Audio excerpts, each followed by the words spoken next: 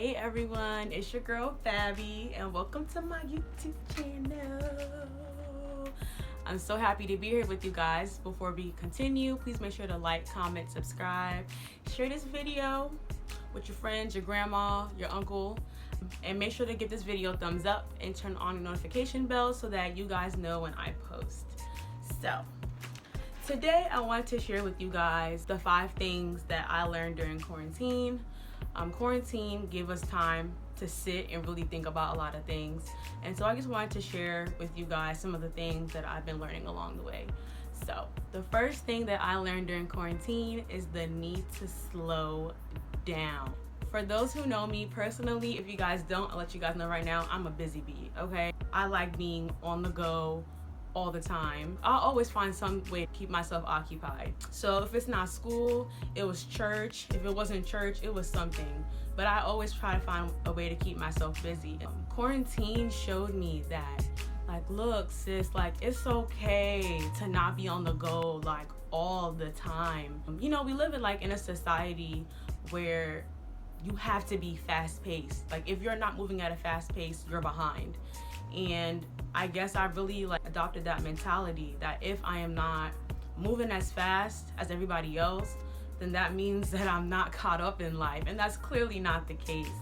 And so again, like I said, the number one thing I learned is the need to slow down. The second lesson that I learned during quarantine is the importance of having family time.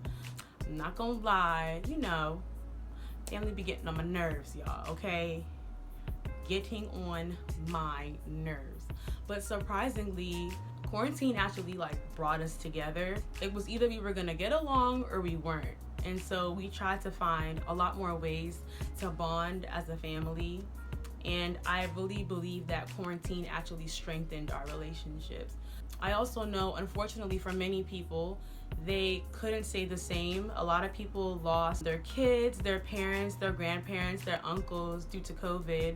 And so again, because of that, because I'm so fortunate that I still have everybody in my family, I need to make sure that I am taking full advantage of this opportunity that I have locked up in a house with them, and really maximize it and spend as much time as we can together. So we started going on family walks. We haven't done that in a while because it's really hot, but we've been going on family walks. We've just been having little discussions. At the beginning, we were watching a lot of shows together. Whenever a parent was free, they would just sit down, we'd watch shows and explain to them what was happening. It's really cute, guys. So I'm very grateful for that. So the third lesson that I learned during quarantine is the need to prioritize God.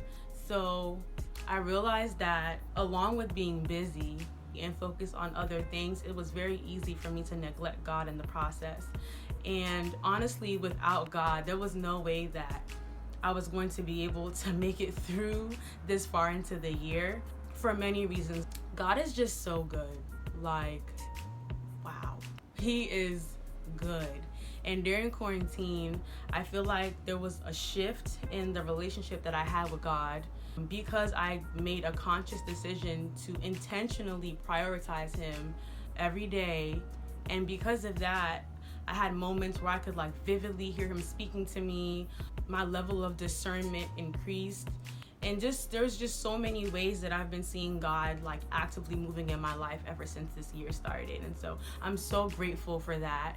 So guys, if you guys don't know who God is, or anyone hasn't told you about the gospel, I just want to be the first to tell you that there is a God who loves you, and He wants nothing but for you to get to know Him, be close to Him, and I'll have so many videos to come on what that looks like. So the fourth lesson that I learned during quarantine is the need to prioritize your mental health. I realized if you're not going to prioritize your mental health, nobody else is going to do that for you, okay? Many of us do this, but we have issues and past traumas that we have been trying to avoid and don't really feel like dealing with. I would really urge you guys, if you haven't, and if you fall into this category like I did, I would highly suggest looking into getting a Christian therapist if you do want to have that combination of getting the clinical treatment as well as some biblical support for that. I promote a combination of prayer and therapy, but that's just my personal opinion. So the fifth and final lesson that I learned during quarantine is to pick it back up. Okay, I'm gonna say that again, pick it back up. So there were so many things that we put to the side because we got busy with life, school, whatever it was. And for me, it was reading, okay? I was a bookworm growing up. Anyone that knew me knew I read the whole Twilight series, like the thickest books that I could find, I would read them. It was fun. I thought honestly it was more fun than watching a movie about it because like the book contains like so much detail, and I have a really big imagination, so like the imagery and everything in my head was great. So that's besides the point. During quarantine, I decided that I was going to make myself fall in love with reading again. So I picked up 2 books and 2 more actually came in the mail. So I'm just gonna show you guys all 4. The first book that I've been reading is called Living by Faith, and it's by E.J. Wagner and A.T. Jones. And this has some really good little nuggets. It gives little reminders of who God is and who God says that you are. And again, like the title says, how you can live by faith. So I would definitely put the information for all these books in the description box below. The second book that I picked up was Relationship Goals by Mike Todd. If you guys haven't been keeping up with his first and second series, which is Relationship Goals Reloaded, I would highly suggest you guys check that out. I know a lot of people probably assume that the whole thing is about romantic relationships, and while there is an emphasis on that, it's also for honestly any relation in your life, whether that be friends, business, co-workers, whatever it is. So pick this up. Listen, if you're single, you're married, you're engaged, you're dating, divorced, widowed, pick the book up, okay? The next 2 books are by the same person. It is by the one and only Dr. Miles Monroe. The first one is Kingdom Citizenship, okay? Keys to Experiencing Heaven on Earth.